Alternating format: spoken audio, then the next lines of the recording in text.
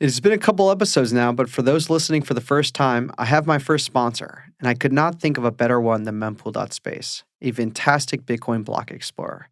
Mempool.space is becoming much more than your traditional block explorer. It is becoming a multi-layer explorer from layer 0 mempool, layer 1 blockchain, layer 2s like Lightning, Liquid, etc., and more. We're still using Wiz's mempool here at Bitcoin Park, but like most things in my life, I'm moving towards free and open source software, and you get that with this Bitcoin Block Explorer. So you do not need to trust Wiz's mempool, i.e. mempool.space. You can easily host it yourself. More to come on this front at the park in 2023. So give it a shot yourself at mempool.space. It wasn't until I think maybe 2019, late 2018, that I really started to get Bitcoin and understand that it was this life-changing technology that was fundamentally different from anything that had come before it.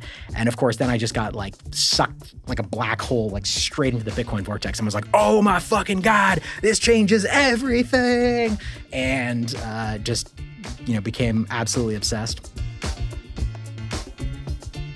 Welcome to the Builders in Bitcoin podcast, a podcast about the people who bring Bitcoin to life. I'm your host, Rod, and I go by the handle Bitkite on Twitter. My guest today is P, Programming Director at Swan Bitcoin. P's curiosity and love of learning has led him to many different roles in his life. In this episode, we discuss and dig into his unique background, the creation of PlebNet and pro tips for Lightning node operators, the ups and downs of organizing programming for a massive event, his new role, and a lot more. I really enjoyed my conversation with P, and I hope you will too. So let's just jump right in. P, how the heck are you? Fantastic, my friend. It's good to be here. Thanks, man. Thank you for joining me. Thank you for joining us. Tom's here as well. Another beautiful day here in Nashville, Tennessee. How long have you been now moved here? I have been here since almost a full year as of yesterday. A full year as of yesterday. December 1st. Holy shnikes, man. Yeah. Did you think in your wildest dreams, if you want to share where you grew up and so on, feel free, but in your wildest dreams, you'd ever live in Nashville, Tennessee? No, if you had told me that I was going to be living in Nashville, Tennessee and loving it, even 2 years ago, I would have been like, you're an insane person. Yep. You forgot to take your meds and this conversation is over. But I grew up in Northern California, about 2 hours north of San Francisco. Grew up with emus, cats, dogs, farmed apples and lavender. And it was an amazing place to grow up, to be able to go to San Francisco during its heyday, see amazing shows, talk to amazing people, learn new stuff. That was great. But it has just gone down the fucking tubes. And I would say since 2015, it's just been rockier and rockier. And so when my wife and I had the opportunity to move to Nashville, we were ecstatic. It's been great. So you were a base Bitcoiner just from the get-go? I mean, I crawled my way out of my mother's womb, Yep. Started screaming about Bitcoin, and it's been, just straight up from there. That's pretty dope. I will say, I think being close to San Francisco, especially in their heyday, and being close to the number of people building interesting stuff and seeing how the actual sausage is made in the software world is a unique opportunity, especially growing up in that area. I was born in the Bay Area, but I grew up on the East Coast, so I didn't have that. But I have a lot of family still on the West Coast, so I go back quite a bit. You mentioned, so did you go and work directly in tech? Is that your background? Yeah, so I actually I went to school for neuroscience, and Really? yeah, and graduated in 2008. Just great time, really great time to be entering the job market. Just perfect, timed that really well. And then went and worked at the VA hospital and UCSF building computer-based cognitive remediation therapies for people with schizophrenia. And Damn, Tom. Do you even know? Okay, so I'm not even going to ask. Keep it going. No. So basically, I'm trying to modulate myself because I'll just talk about that for the next 2 hours. Yeah. But it was really, really interesting, essentially trying to help people with schizophrenia sort of retrain the parts of their brain that were not functioning as well, and that sort of has all these knockdown effects. So I was doing that then, and ended up teaching myself software engineering as part of that, fell in love with it, was building databases, the protocols we were using. And then there's this great quote by Bertrand Russell. It's something like, academic politics are so vicious because the stakes are so low. And I just got really tired of all the garbage in terms of dealing with the VA, and then shifted over into The government? Yeah, the government. Yeah, it was just like awful. Like I remember like there was like the security group that like policed everything. I have this really vivid memory of walking in, and I was running this study in this actual community mental health center, and they were like, "Oh, you can't do that, data, something, something, something." And I was like trying to explain all the actual details, like why this was a good thing, why it was totally safe. And my boss at the time was like, "You are trying to give them the answers they're asking for." And I was like, "Yeah, of course I am. It's what they fucking want." He's like, No, you're fucking it up. Just make it as dumb as possible and they will say yes." And so I literally made it was like our location, the location where the site was, and I had like a double-headed arrow, and then I put a lock in between the two, and I was like, "Data, it's secure." And I made it as a joke, and I was like, "No, fuck you, man." And he was like, "This is perfect. Send this, ship it." And I did, and they were like, add some approved. lightning bolts and add some monkey emojis to this. It was unfucking believable. Anyway, so I, fell in love with software engineering, and then ended up helping to build some of the earliest software engineering coding boot camps in San Francisco. That was an amazing experience. And again, this was during sort of like 2013, 2014, 2015. At that point, I remember like getting in Ubers and people being like, "Oh, what do you do?" And me being like, "Well, I teach software engineering." And they'd be like, "A wizard. You're a wizard." And I'd be like, No. Look, it's just, and they'd be like, "Oh my God, you can do anything." And I'd be like, "Well, no." Then fast forward like okay, yeah, I can actually. Yeah, of course. And then like you fast forward like 3 or 4 years and you get in an Uber and they're like, "What do you do?" And you're like, "Oh, I'm a software engineer." And they're like, "You piece of shit. You piece of human garbage. Get the fuck out of our city." And so everyone left. Of course, the tax situation, the politics, all that stuff as well. But yeah, it just turned into a dark place. I'm curious about especially on the teaching side, because here at Bitcoin Park, there's a big fundamental aspect of like education, especially with our meetups, our workshops, Nash Bit Devs, which you're very kind to co-host. I'm just curious, like how you weren't an educator, but then you became an educator, for lack of a better term. How was that whole world? Amazing. I've always been very focused on education.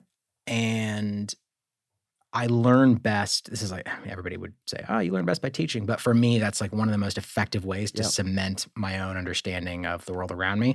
And so even when I wasn't teaching in a larger setting, I tend to take notes from the perspective of like, okay, how can I document this such that other people understand it? And that's really just a selfish way for me to understand it. And so it came really naturally to me.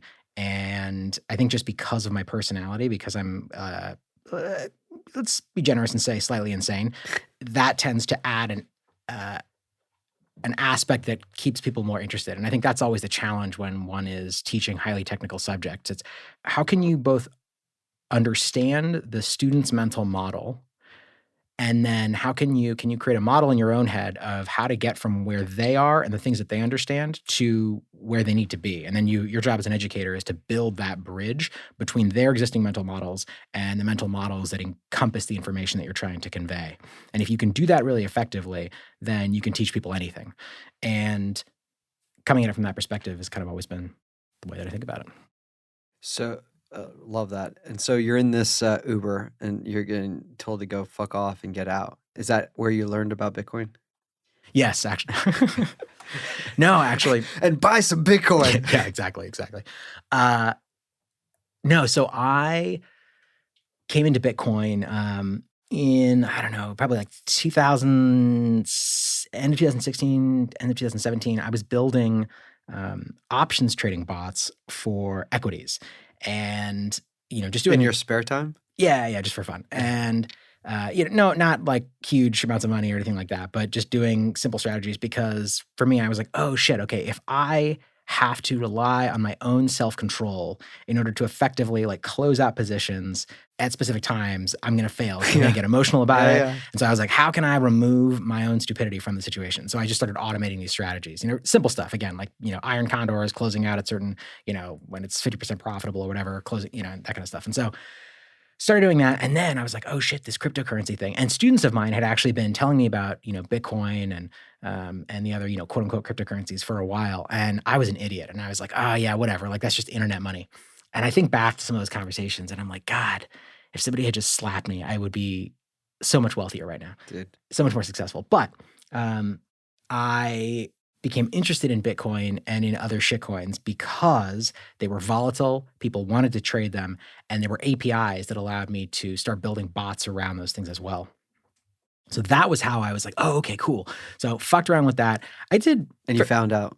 I found out. I fucking found out. No, I actually did again, it was like, I'm not actually a gambler, so I wasn't putting significant amounts of money in, but I did well enough in 2017, close out all my positions, 6 months from the top or whatever. And then it wasn't until I think maybe 2019, late 2018, that I really started to get Bitcoin and understand that it was this life-changing technology that was fundamentally different from anything that had come before it. And of course, then I just got sucked like a black hole, straight into the Bitcoin vortex and was like, oh my fucking God, this changes everything. And just, became absolutely obsessed. And then, was still in normie land, working my my normie job. And also I kept it really sort of close to the chest. My father was actually a precious metals trader.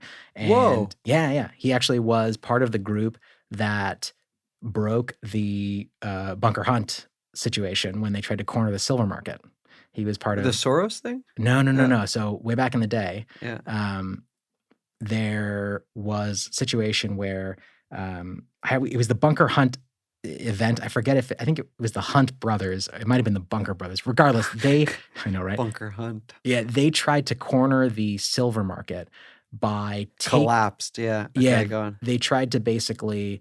They took delivery of silver. Whoa. So they would basically they were using futures contracts to try to take advantage of the liquidity in the market. That's a terrible explanation, but what ended up happening was they took physical delivery of all the silver, and then they were trying to use that to manipulate the situation. And McCatter and the exchanges basically were able to convince them to do something that was bad for their position and broke their kind of attempted monopoly. So anyway, my dad was part of that group, and he came from kind of this numismatist, gold bug style thing. I remember very young, him sitting me down and kind of being like, the government is trying to fuck you. And, kind of Jack Mahler style. And anyway, so I came from that group. So for me, it was you do not talk about Bitcoin. You do not talk about gold. You do not talk about these assets. You have them. And if you mention them, you've lost. And so it wasn't until the COVID stuff happened in 2021 that Clubhouse became this thing. And I was listening in these rooms and I was like, I gotta get up and talk about this. And I was like, fuck it, I do what I want. And just started Dad, you're not the boss of me anymore. Exactly. And just started screaming about Bitcoin. And that's how I got to where I am now. That is freaking awesome. One thing you don't want to do is actually go look on your personal email and go search for the word Bitcoin and go to the first few emails. Oh, that's I'm awful. Trying to go all the way back. I'm not good as you and Matt are about your search in Twitter and your email. But anyways, some friends are just subject line Bitcoin. What do you think? And I don't even want to tell you my responses. I was so cocky. So I thought I knew everything. I'm go get a job, pay your taxes. Oh, I have terrible, terrible emails in there. I remember telling people, nothing goes up forever. And some of the people I told that to, they're like, joke's on you. And of course they're living on fucking, super yachts now. And I'm like, God fucking damn it. Why did I say that? Can you send and you're still flying scheduled and they're just flying whenever. You know that term, scheduled? Yeah. Yeah. So you crushed Clubhouse, by the way. I remember back in the day, you were running Clubhouse. Not only were you speaking, then you were creating rooms, and then you created also the thing called PlebNet from there. Yeah. Yes. So there was a period where I had kind of automated most of my job in Normie Land, and so that took about 5-6 hours a day, and then I was spending every single other waking hour on Clubhouse, just screaming about Bitcoin with American HODL and D++ and all these other incredible people that were on Clubhouse during its meteoric rise. You're to your wife, no, my best friends are on Clubhouse. I got to go talk to my best friends. No, are these your imaginary friends on this new app that is? My wife, she is a fucking saint. Yeah, because she is. if the situation was reversed, I don't know if I could have been able to handle it. Like I just was pacing around our tiny San Francisco apartment, screaming about Bitcoin and all sorts of, terrible, terrible things constantly. And she was just like, yeah, this is my husband. This is what I put up with. But yeah, everybody, obviously I knew of the Lightning Network, used the Lightning Network, but was really trying to understand exactly how it worked on a fundamental level. And a bunch of us, about maybe 20 of us, got together and we're just like, you know what? We're going to spin up Bitcoin nodes. We're going to spin up Bitcoin Lightning nodes. And we are going to create this community and learn together how exactly Lightning works. And the 20 of you guys, by the way, was this through Clubhouse or what? How did you guys find each other? Yep. This was all through Clubhouse. We were just, talking about Bitcoin, and D++ was one of the first people. And there's another person, Raj Winder, and they were kind of there's a couple other people I'm forgetting, but they were the part of that initial group that was just super fixated on Lightning. And they were like, P, like you should get in on this. And I was like, all right. So we did it. We set up these nodes and then we just started screaming. Then I just got obsessed, as I tend to do. And we just, drove forward from there, which is to say, could not stop talking about Lightning and all the stuff we were learning and the mistakes that we were making and the things that we learned from them. And that then very quickly people were like, yo, you should start like a Telegram group. You should like really like, we want to learn more. We want to be able to talk about this more often. So we were, creating all these different, like super nodes and trying to basically figure out how to optimize our situation in the Lightning Network and to figure out the best ways to be, profitable. And we created this group, which was originally called KYC Jelly. It was the first name. Yeah. And Dread, he came up with that name. And the joke was that, because part of joining PlebNet was there was I'm sure it still exists, there's a bot, I think called Cheese Robot, where you'd log into this Telegram group and then you would connect your node to your Telegram identity. And that would allow you to make this gigantic interconnected visualization that showed all the nodes that were connected into a specific group. Was this like amboss.space before amboss.space in a way? Or no?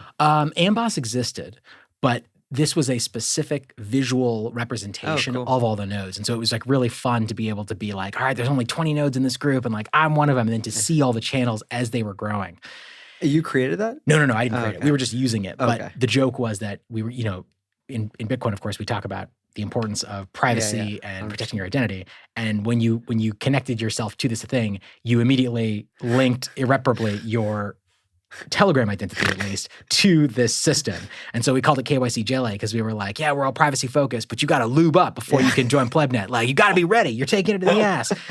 Fuck privacy. So it was like, we were just like, oh God, we're such hypocrites. Anyway, but for us, it was worth it because we were learning so much and it was so much fun to be able to do this in the short term. And so we just started talking about it and more people started joining and it quickly grew to, I think now it's like 6,000 or 7,000 people. There was a time when 1/3 of all the liquidity in the entire Lightning Network was part of PlebNet. And I think that's still the case just because more and more people started piling in and existing nodes were like, I want to join PlebNet too. And so they would. And believe the URL plebnet.org. I'm going to just check to make sure I still have that connected. Still works. It should take, yep, there you go. Takes you to the Telegram group. There's currently almost 6,000 members in there. And it is still the best resource for people that are interested in learning how to participate in the Lightning Network. But yeah, man, it was just incredibly fun. Super, super heady times. And dude, yeah. I shouldn't have freaking done this, P and Tom. I'm looking up this message from my friend. Tuesday, November 26th. This is 2013. Yo, you should buy some Bitcoins. I am loading up. My response, you are cray. What's the ticker? Ooh. Trades. Oh my God. I'm just such an idiot. I am such an ass clown. I'm not even digressing there. But so, by the way, another question around Lightning, because I'm just curious about this. Do you think there's a business, like in terms of being an individual or pleb, in terms of routing liquidity and earning yield, for lack of a better term, in Bitcoin? Yeah, absolutely. So I am always very careful to say that this is not a careful podcast. I clearly am. Drinking a margarita over here, was sitting in Bitcoin Park with some friends. Pinky up. I don't give a fuck. No. Yeah. No, you should not engage in the Lightning Network expecting to make profits. And for those that are listening who don't understand kind of what we're referencing, the Lightning Network can be thought of as this giant spider web of interconnected Bitcoin nodes that are running Bitcoin Core. And then on top of that, they're running an implementation of the Lightning Network protocol. And there's several different primary implementations of the Lightning Network. And what that means is that they're built by different companies, by different entities, but they follow a pre-existing and agreed upon protocol so that they can all communicate using, again, these Lightning Network protocols. So there's LND, which is built by Lightning Labs. There's CLN by Blockstream. There's LDK. There's Eclair, thank you, by Async. So these are all different platforms. They all work in slightly different ways. And so they can all intercommunicate. Anyway, the point is you can run a Lightning node, and then if I have a Lightning node and you have a Lightning node and somebody else has a Lightning node, you and I do not have to have a direct connection over the Lightning Network in order to be able to transact specifically. You can basically send payments and the network will, or your node will figure out the most economically efficient route to get to the endpoint that you're interested in by bouncing payments through multiple nodes. And so as long as there is an indirect connection between two nodes, you can send payments between them. It's a slight oversimplification, but it works for our purposes. And if you are one of the nodes in between that, as part of that route, you get paid a routing fee. And so when you open up channels, it can be thought of as, you're staking to an extent. You're committing actual Bitcoin to these specific Lightning channels. And then as Bitcoin or sats flows across your node, you collect sats. However, right now, the Bitcoin network Lightning fees are very, very low. It's one of the great things about the Lightning Network. And you also have to constantly be managing your liquidity. And so there are people certainly who are making a significant number of sats every day, every hour, because they are centrally positioned in the Lightning Network. But the average person is not going to be able to do that in a way that is profitable. And even if they are, it's going to be like minimally profitable. Minimally profitable, and it's just like a full-time job, right? Like you got to be outbound, not prospecting, but like out management as well as outbound prospecting, making sure you have the right channels set up and making sure those right relationships. One other thing that's really interesting to me, especially with, when people are like, oh, Bitcoin's not interesting. I'm like, Bitcoin's the most interesting thing to me. And I scratch the surface, even just on Lightning. I run a node, I have a few channels, but I'm not actively doing what I need to do with my Lightning node. Now with mining is a totally different story. I'm like, fortunately and unfortunately, balls deep in mining. I'm curious. That's a technical term, right? That is a technical term. And it's not a good thing. I'm curious to know why Lightning versus, let's say, mining as an example. What drew you to Lightning? Oh, that's a good question. I'm trying to besides your Clubhouse friends saying, "Hey, come here and join us. Yeah, honestly, the water's warm." Yeah, no, honestly, that was what it was for me. Being able to explore this and actively learning with this group of people, that was part of the real excitement there. We were collaborating together, as you mentioned. Like you have to be. Well, sorry, I'm all over the place. I'm going to jump back for a second. Yeah. You mentioned the idea that people say, oh, Bitcoin is boring. You're just sitting on your hands. One of the reasons that really drew me in about Lightning is that I actually completely disagree. I think especially the Lightning Network is it's almost like an accelerated version of Bitcoin. What I mean by that is Bitcoin is all about, one of the things that it's all about is the incentive structures that are in place. And those incentive structures are one of the most compelling things to me about Bitcoin. And the Lightning Network, of course, is built on top of Layer 1 Bitcoin. But those incentive structures are even more rapidly executed, for lack of a better word, within the Lightning Network. And so for me, the Lightning Network became this real-time strategy game. I was obsessed with like StarCraft and StarCraft 2 when I was growing up.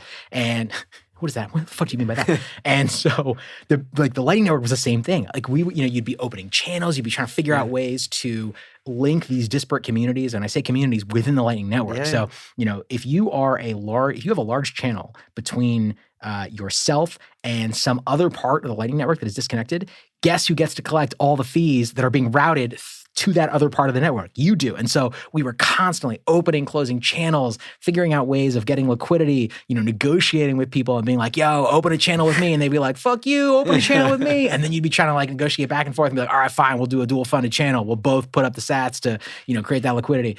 And so that became really, really enjoyable.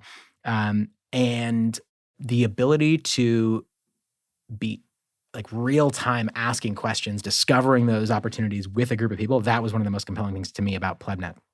So I would love to see that with the mining space.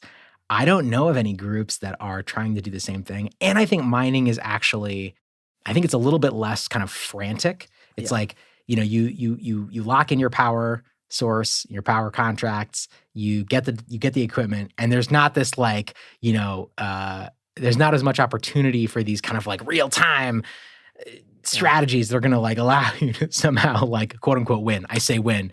I think my most profitable month, I made like 10,000 sats. Hell yeah. But tell me you're rich without telling me you're rich. Yeah. I wish that was a constant thing. Every other month I've lost sats in the Lightning Network. Do you ever get rugged? No. I've never gotten rugged or anything like that. No, not at all. This is actually, you've obviously run your own node. Like, have you ever switched over to when you moved from San Francisco to Nashville, what was that process to move all your hardware over? Oh, it was huge. It was more painful and significant for me to move my node than like any of the other aspects of my life. Because, so talk me through that. Yeah. So, one of the things about the Lightning Network is that unlike layer 1 Bitcoin, where, you do not have to be connected to the internet. Catch up on the blocks. Yep. Yeah. You just catch up and you're good to go. If you're running a Lightning node, you have to maintain constant connection to the Lightning Network because people are potentially routing through you at any time, or you need to be able to pass on those payments. And more importantly, you don't want other people to be able to update your channel state with a false update and then try to rug you, as you mentioned. Yeah, you don't want to go from PlebNet to RugNet. Exactly. Somebody should create RugNet. Yeah, I definitely want to join it. Yeah, I'm joining RugNet. Yeah. Oh, rugged again. Yeah, exactly.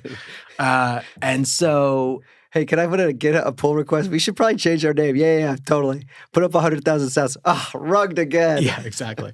So anyway, you have to maintain connectivity to the internet and thus the Lightning Network at all times. So when I moved, there was this, very serious consideration, which is like, what am I going to do with my Lightning node? So, some people would, unplug their node and then just plug it back in when they got there. That's what most people do because, you have a period of time, depending on the parameters that are set when you open a Lightning channel, to basically specify like how long before somebody could, essentially rug you. Most by default, I think it's 2 weeks. Anyway, for me, I made the difficult decision to actually spin down my entire node and then reconstitute it. So you closed down all the channels. I closed down all the channels and went, now I have a Lightning node that is like totally private. Some people are like, oh, let's open a Lightning channel. I'm like, well, I could, but nobody knows the name of my node, and it's just a random string of characters. So that was a very difficult decision, though. So is that burning my node's identity? Yeah, like is that the best? So then you had to start. Obviously, you had to start from scratch. I am curious because people are going to move, right? Or I would think you definitely do not have to do what I did. Yeah. What's the best way? The best way to do it, if you don't want to shut down a node, which one should? Because to be clear, you have these channels. Get a Starlink. Connect to the Starlink. Yeah, exactly. Put it on the car. Yep. Drive. Get the microchip in your tooth so you can stay connected. You can hear the radio signals. And you get your Netflix feeder tube in. You're good. Exactly. Get the Texas catheter.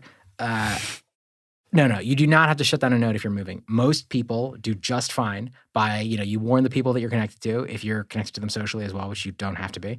Hey, my node's... P is connected to everyone socially, so it's exactly. Node is going to go down for a little bit. Don't freak out. Because as soon as your node turns off, everybody gets a notification. Like I would get these, people would message me and they'd be like, hey, your channel's down. Like, are you okay? You safe? Has there been a crime? And I'd be like, no, it's cool. My internet's just fucked. So if you're moving, most people, you can literally just unplug your node and then take it with you because you have like this 2 week period and then plug it back in and you're good to go. So Got it. That's probably the way most people should do it. But I was like, I'm going to burn it all down, start again, rise like a phoenix from the ashes. So similar to me and a lot of our friends here at the park and just in Nashville, we spend our now time, capital, and reputation now all in on Bitcoin. I mean, we just can't think of anything, or at least I can't think of anything else better where to spend my time. And I'm very fortunate to be able to do this. So you go from PlebNet, and then you were recruited from there to go and join the Bitcoin Magazine team? Yeah. So I actually, before that, because I was just, would not stop talking, can't stop, won't stop on Clubhouse, I kind of caught the eye of CK and a bunch of other people at Bitcoin Magazine. And CK reached out and was like, hey, we should talk. We would love for you to help us run our Clubhouse situation with Bitcoin Magazine, because they weren't doing anything on Clubhouse. They'd like open a room like once every 2 weeks and be like, they'd, kind of like scream about the Bitcoin conference and be like, you should come, and then that was it. And so I was like, all right. But also I'm an insane person, and I'm going to continue talking about all sorts of crazy shit and cloacas and, animal genitalia. Well, what's a cloaca? Oh, I'm so glad you asked. That was a leading question. Yeah. Tom's like, I think Tom may know what a cloaca is. No, he's shaking his head no. You're about to learn. Yeah. A cloaca. You're about to get learned. You're about to get learned. I'm going to take you both to school. A cloaca is the multi-purpose orifice that reptiles and birds have. So, humans, we are so inefficient. We have an anus. We have a urethra. If you're a female, you also have a vagina. Reptiles and birds have figured this out. They have one hole for everything. The one hole to rule them all. So the eggs, the births, the poop, the urine, it all comes out of one thing, and that's the cloaca. And it's weird and it's disgusting, and thus it's hilarious. Don't you think there's like centralization risk? There is, in fact, because you get all that stuff going through the same hole. You get it clogged. Yeah, bad things can happen. Bad things can happen. There are, as we discussed, certain advantages to having a centralized system. And, evolutionarily for them, that made sense at the time. Anyway, they're hilarious. It's a hilarious orifice. So you're still talking about cloacas and... Yes, 100%. Anyway, I warned CK. I was like, look, I'm going to say crazy shit. He's like, no, that's perfect. He's like, you're a Bitcoin maxi. You scream at shitcoiners. You'll spend hours screaming at shitcoiners. You pass the test. Let's fucking go. So I was a contractor for Bitcoin Magazine for many months. And then I was at BitBlock Boom, actually. And... was hanging out with CK, and he's like, man, if only we could get you full time, it'd be so great. And at the time, I was even more disillusioned with my job than I had been previously. And I was like, well, funny story. I'm totally down. Let's go. Yeah. And so then they hired me as, head of programming for Bitcoin 2022. And, the rest is history. So I experienced helped create Bitcoin 2019. So I know what it takes to make although that event was only like 2,000 people and so on. And Bitcoin 2022 was what, 25,000 people? 25,000, yeah. I can't even fathom 25,000 people being responsible for their experience. So what was the role of a programming director? Yeah. So I want to give credit to everybody else. There was a massive team that put on Bitcoin 2022. And there are so many aspects which I had the privilege of never having to think and worry about. All the operational stuff of just everything else, all the sponsorships, all that stuff, didn't have to worry about it. What I focused on was specifically the content. So I was responsible for everything that happened on the 5 stages that were at the conference, planning those stages, deciding which stages they were going to be. So there was, the Nakamoto stage, which was the main stage, the 15,000 person stage. There was the Genesis stage, which was about, I believe, 10,000 people. Then there was the enterprise stage. There was the mining stage. And then there was the open source stage. And the way that I did it was I planned there's the main stage, the Nakamoto stage, and then each of the other stages was essentially a conference within a conference. And basically had to figure out the narratives, the conversations that were important, the themes that we wanted to discuss. Worked with incredible people like Matt Odell. He was a huge help. He was primarily focused on the open source stage, but was absolutely essential in planning all the stages. And then communicated with everybody, managed all the logistics of the speakers, all that stuff, all the negotiations.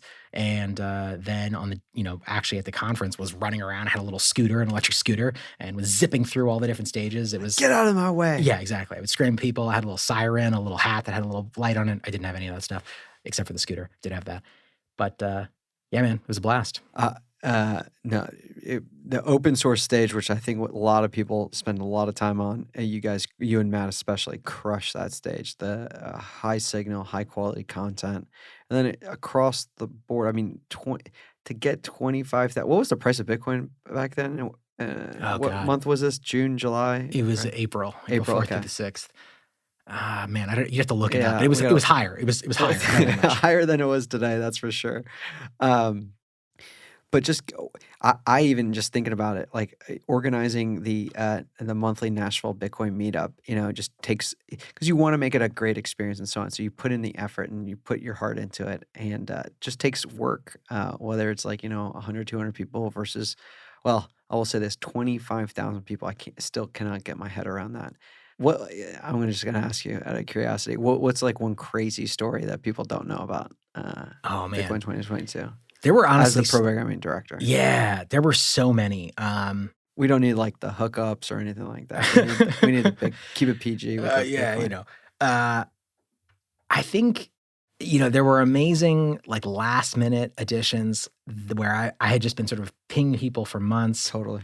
Adam Curry was one of those. Oh, really? Yeah. And there were a couple other ones. Obviously, President Bukele having to pull out at the last minute, during the conference. That was pretty wild.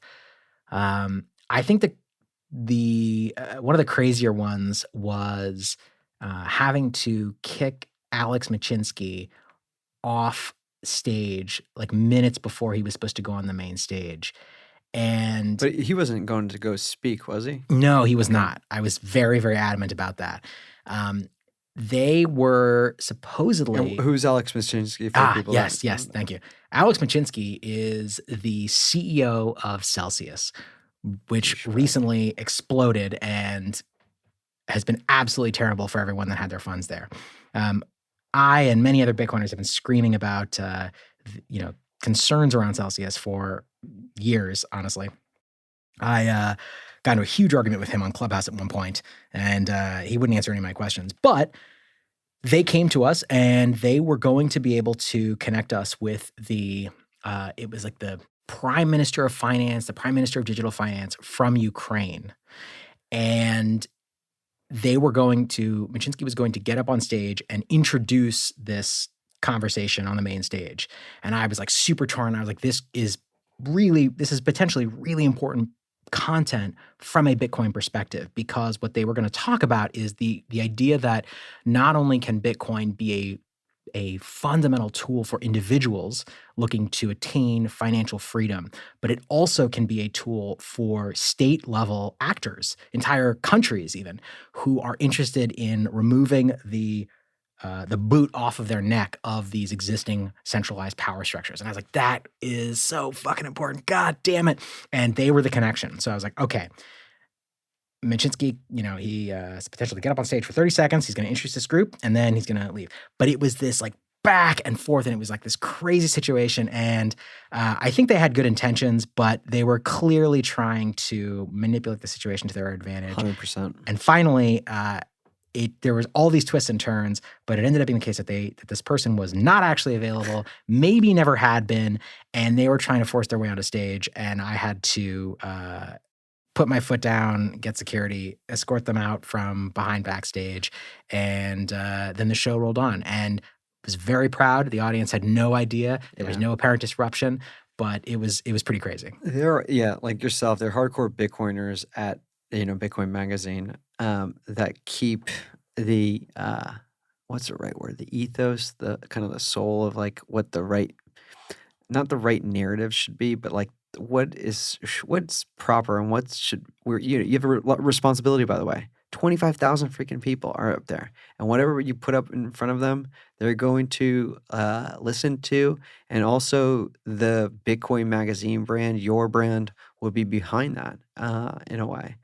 And so kudos to you, man. That it's not easy to do, especially when you're like, I'm an employee and you're a CEO or whatever, or you're maybe paying the organization. So there's a lot that goes on there. Okay, so that was a cool thing. What's like one thing people working as this programming director with this huge event, what was like one of the coolest moments of the event that nobody knows about? I really enjoy having visibility into kind of back of house systems, because when you are at an event like this, you just perceive, if you're, front of house, you just perceive the lights, the pageantry, the content, and that is such an amazing experience. I always want to know, like, how did they put that together? And so being there on the ground from, a week before the conference, watching these Yeah. teams, these incredibly talented production teams, assemble this stage, which was fucking massive, and the lighting systems and all the computer controls for those systems, all of the radio systems that allow all the different stages to communicate in real time. We worked with an incredible group called Paperlight. We had this entire control system. We had this thing called the Crow's Nest that was up in the corner of the indoor space, and we could see all the internal areas. And there were all these different control panels, all these buttons. The entire team was like, they had an entire team that was just managing the cuts on the different cameras. And then, go ahead. No, I was going to say P's like God mode. Yeah, exactly. That's exactly what it was, right? And then being able to, I had to like zip between all the 5 stages, because there were crises happening all the time. Yeah. It'd be like, this person's trying to force themselves on this stage. This guest is not available. This person can't make it. This person's going to be 10 minutes late. And so I had this little electric scooter that I was just like whipping around the conference constantly. And then on the radio, and one of the things that I really enjoyed, as a random aside, was at any of these venues, there's this incredible back tunnel system where all the kitchen staff, all the service workers, that they use to basically appear magically wherever they need to appear at any given time. And so I spent like an entire 24 hours memorizing this network of tunnels. And so it was very satisfying for me. There'd be a speaker who was like, oh God, I'm late. There's no way I'm going to be able to make it. And I'd be like, that's what you think. And then I'd jump on my back. Yeah, put on this blindfold, put this bag over your head. And then I'd like whip them onto the back of the scooter and just, tear through these back tunnels, and people with, big, trays full of glasses would be like, "Oh, the fuck are you going?" And I'd be like, "Don't worry about it, it's cool." And then, zip them, and then they I just stayed at a Holiday Inn last night. Yeah, exactly. And then you'd kick a door open that wasn't supposed to be there, and you'd deliver someone to this magical place, and then it would all work out. So that was very fun. Dude, that's all. I love your exuberant curiosity. I think that goes a long way. When like just rewinding the whole story from when you grew up, getting into when studying neuroscience, then getting into software engineering, then teaching software engineering, then becoming I don't even know what a Clubhouse celebrity, maybe it's just Clubhouse celebrity in Bitcoin, and joining PlebNet, and then doing all this stuff. It's like kind of like just constant learning and constantly itching that curiosity. And so then you moved over into a different role in terms of like doing a Twitter Spaces and multimedia role. Yeah. Tell me a little bit about that. Yeah. So after Bitcoin 2022, I shifted over and was running sort of the multimedia side of Bitcoin Magazine. So Q and I had a daily show that, BM Live, that, Alex McShane built up. And then we were doing that for the last like 6 months. That was really fun, overseeing the YouTube strategy, the TikTok strategy, all that stuff, Twitter strategy. And that was a huge shift from planning an event, months and months and months and months and months out, to literally just getting on camera every day and just talking shit. It was very different, but it was very similar to what I was doing before on Clubhouse, which is, just getting on Clubhouse every day and talking shit. But that was very fun, and I really enjoyed that. And then, of course, most recently, I just announced on Twitter, I've shifted over to Swan Bitcoin. Huge role. And Yeah. by the way, massive congrats. Thank you. I'm super excited about that. Because they just did the Pacific Bitcoin conference that Yes. they hosted. Yep. Which is awesome. Yeah, and that was a really, really interesting conference. It was, of course, smaller. We're in a bear market, but it was also incredibly high signal. It was such an interesting experience to go from something like Bitcoin 2022, where you walk in and there's just tens of thousands of people, to a conference where you walk in and every third person is an incredibly important person in the Bitcoin space. It's like, oh shit, I know that person. Oh shit, I know that person. I know that person.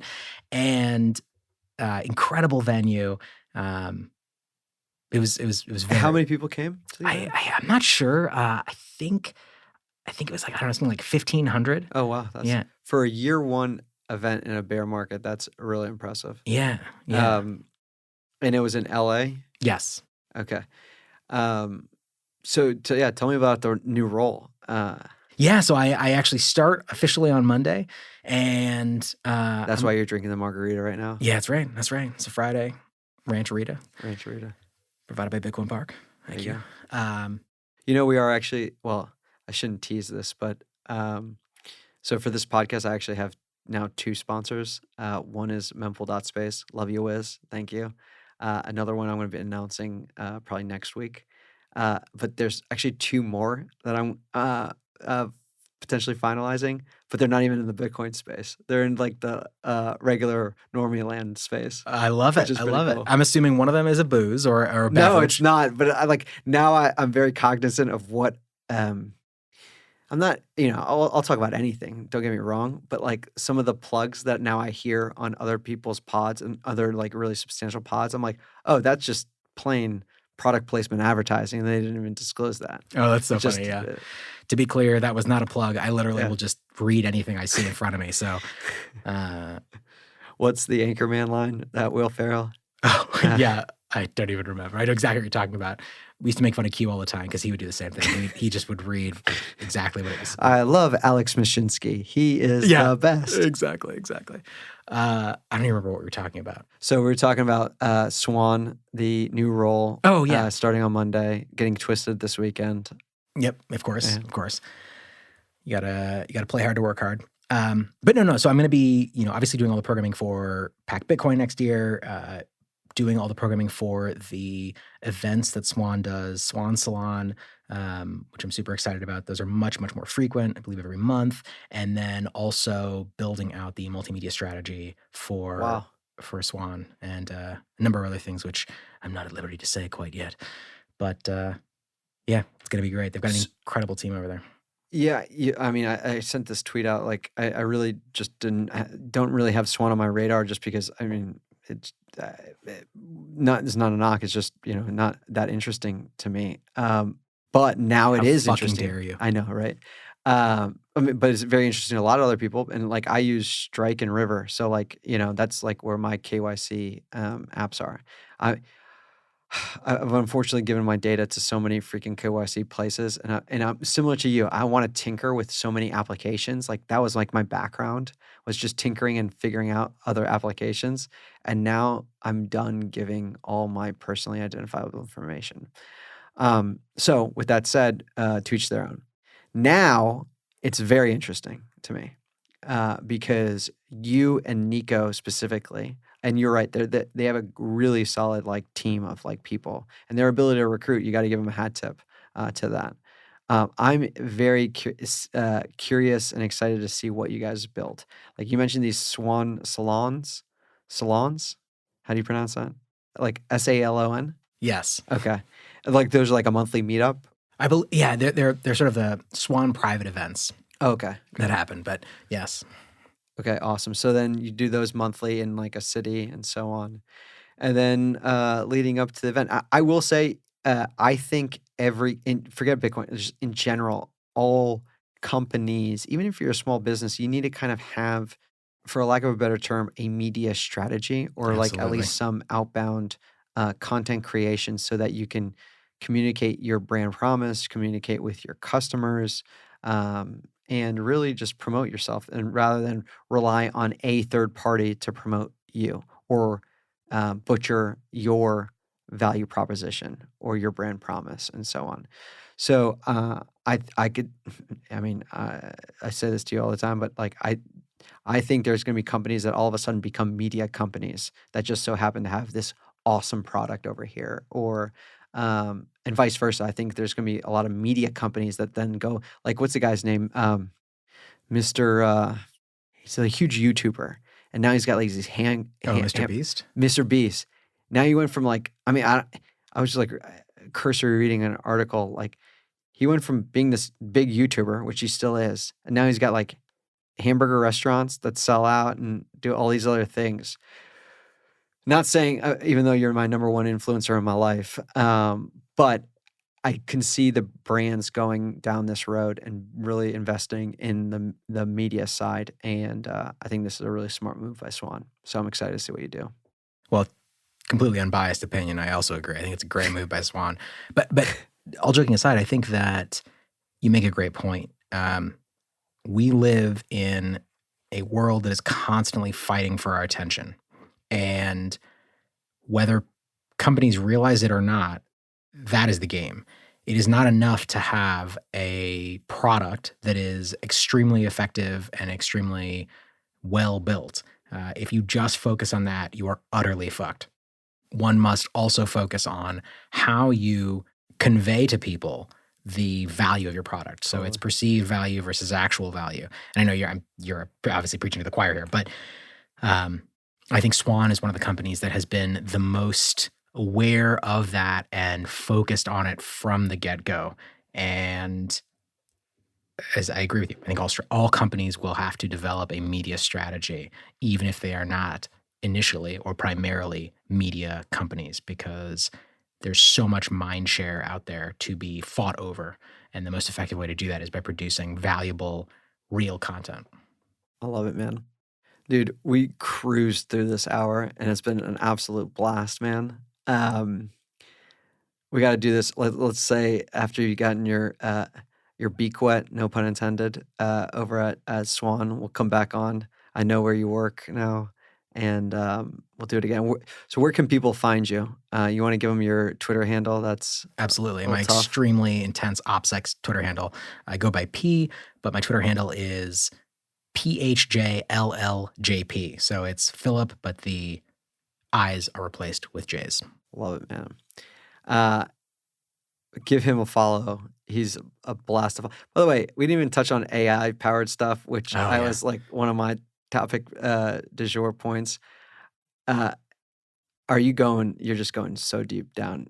Yeah. So, you mentioned this sort of the trajectory. I'll say briefly, the common thread throughout my entire life is I tend to become obsessed with anything or any system that allows me to increase my ability to change the world around me. Anything that gives me a larger lever or a better positioned fulcrum point is something that I will become very quickly obsessed with. So, carpentry, machine shop, engineering, software engineering, that progression for me is very consistent because it's like these tools that sort of increase my utility as a human.